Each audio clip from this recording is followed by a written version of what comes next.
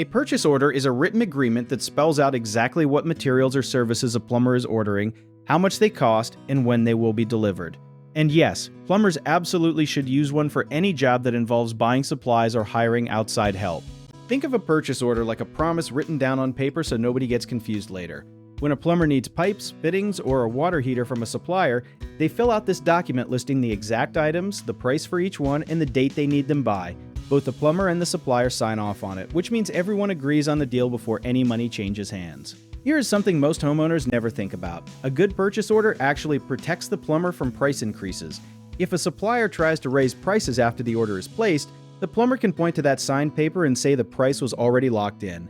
This simple habit also helps plumbers track their spending across multiple jobs, so at tax time they are not scrambling to remember what they bought and where. One common mistake is plumbers skipping purchase orders on smaller jobs because they think it is not worth the paperwork.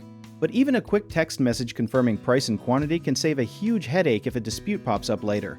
Another issue is forgetting to include a delivery deadline, which leads to job delays when materials show up late, so always write down a firm date.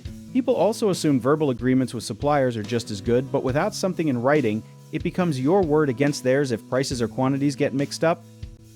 If you need help with a project, search for trusted, affordable local contractors at www.bighomeprojects.com. You can also download our app called JobIt Tier, where homeowners and property owners can list jobs and have home service experts and contractors reach out and message you back with their estimates.